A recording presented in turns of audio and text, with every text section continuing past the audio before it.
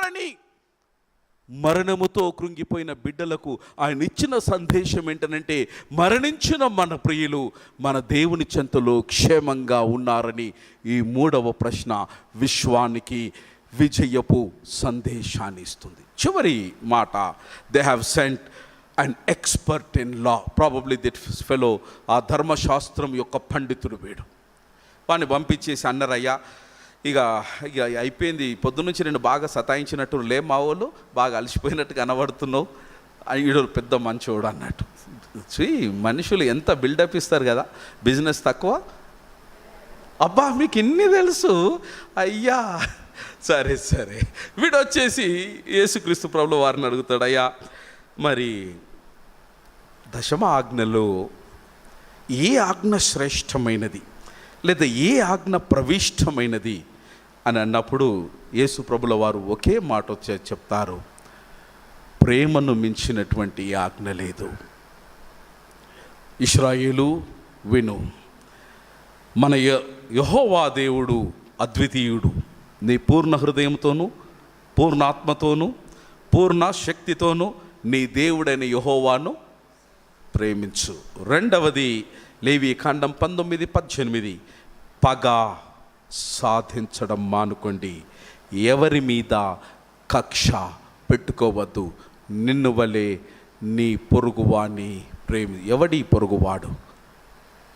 పొరుగువాడు ఖచ్చితంగా ఇంటి పక్కన వాడు కావాల్సిన అవసరం లేదు మిత్రమా. నీవు కట్టుకున్నటువంటి నీ భార్య, నీ భర్త, కడుపులో కన్నటువంటి పిల్లలే నీ ఫస్ట్ పొరుగువారు. They are your first neighbours. Love them unconditionally. Don't exercise your false authority. అనవసరమైనటువంటి బల ప్రయోగము ఇంట్లో ఉన్న వారిపై, ఇంటి ప్రక్కన ఉన్న వారిపై అధికారం ఉన్నది కదా అని బలహీనునిపై ఎప్పుడు ప్రయోగించకండి. అది నీకు పాపముగా మారి నిన్ను ఒక దినము పాతాళానికి తీసుకుని వెళ్తుంది. దైవాన్ని ప్రేమించు, దైవరూపమైనటువంటి నీ పొరుగువాన్ని ప్రేమించు. అప్పుడు భగవంతుడు నచ్చుతాడు, భగవంతుడు మెచ్చుతాడు. ఈ 4 ప్రశ్నలకు సమాధానం విన్న తర్వాత ఈ 4 తెగువలకు చెందినటువంటి ప్రజలు సమిష్టిగా సిగ్గుతో తల వంచుకొని దైవ జ్ఞానము ముందు మనం ఓడిపోయినామని గ్రహించి, ఇక జీవితంలో ఎన్నడూ కూడా ఇతనిని మనము గెలువజాలమన్నటువంటి దృఢ నిశ్చయతతో వారు యేసుక్రీస్తుని విడిచిపెట్టి వెళ్ళి ఆయనకు తిరిగి తారసపడలేదని పరిశుద్ధ గ్రంథం సెలవిస్తుంది. పరిస్థితి ఎంత పెద్దదైనా, ప్రశ్న ఎంత పెద్దదైనా ప్రభుల వారి చెంత జవాబు ఉన్నది. ఆయన నీకు జవాబిస్తాడు, తనదైన శైలిలో జవాబిస్తాడు, తనదైన సమయములో జవాబిస్తాడు. కనుక వేచి ఉండి ఆ జవాబు వచ్చే వరకు కాచి కనిపెట్టుకొని ఉండుము.